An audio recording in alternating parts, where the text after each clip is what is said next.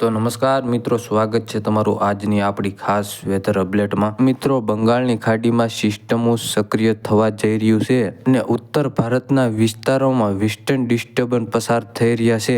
તેના કારણે ભારતના કેટલાક વિસ્તારોમાં વરસાદનો માહોલ રહેશે. તો મિત્રો, 14 જાન્યુઆરીથી લઈને 28 જાન્યુઆરી સુધી આપણે હવામાનની અપડેટ જોઈશું, તેમાં જાણીશું. મિત્રો, વિડીયોને લાઇક નથી કરી ફેસબુકના મિત્રો, વિડીયોને લાઇક કરીને ફોલો કરવા વિનંતી. યુટ્યુબ ચેનલમાં વિડીયો જોતા હોય તો ચેનલને સબસ્ક્રાઇબ જરૂરથી કરી લેવી. મિત્રો, આજની આપણે વાત કરીએ 14 તારીખની, તો દક્ષિણ ભારતના વિસ્તારોમાં એક સિસ્ટમ પસાર થઈ રહી છે. તેના કારણે દક્ષિણ ભારતના ઘણા બધા વિસ્તારોમાં વરસાદનો માહોલ જોવા મળી રહ્યો છે.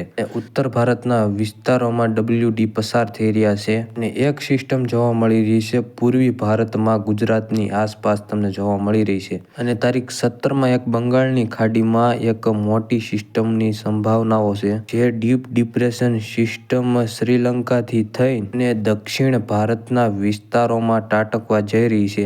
આ સિસ્ટમ બની જશે 19 તારીખમાં. આ સિસ્ટમ દક્ષિણ ભારતના વિસ્તારો સુધી આવી તે સિસ્ટમ સાવ નબળી પડી જશે, એનું જોર સાવ ઘટી જશે. ઉત્તર ભારતના વિસ્તારોની વાત કરીએ તો જે વેસ્ટર્ન ડિસ્ટર્બન્સ પસાર થઈ રહ્યા છે, તેના કારણે ઉત્તર ભારતના પહાડી વિસ્તારોમાં બરફબારી પણ થવાની સંભાવનાઓ છે અને મધ્ય ભારતના ઘણા ખરા વિસ્તારોમાં પણ આનો અસર લગભગ જોવા મળી જશે. અને એક સિસ્ટમ અરબી સમુદ્રમાંથી જોવા મળી રહી છે અને એક બીજી સિસ્ટમ પશ્ચિમ ભારતના વિસ્તારોમાં, રાજસ્થાનના વિસ્તારોમાંથી મધ્ય ભારત તરફ આગળ વધી રહી છે. એ સિસ્ટમના કારણે પણ ઘણા બધા વિસ્તારોમાં વરસાદની સંભાવનાઓ છે.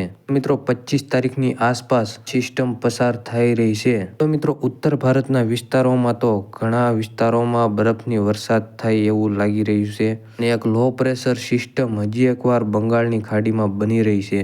એ સિસ્ટમ શ્રીલંકાની આસપાસ બનવા જઈ રહી છે. તો મિત્રો, આ હતી 28 તારીખ સુધીની વેધર અપડેટ. મિત્રો, આગળની અપડેટો જાણવા માટે આપણા ફેસબુક પેજને ફોલો જરૂરથી કરી લેજો.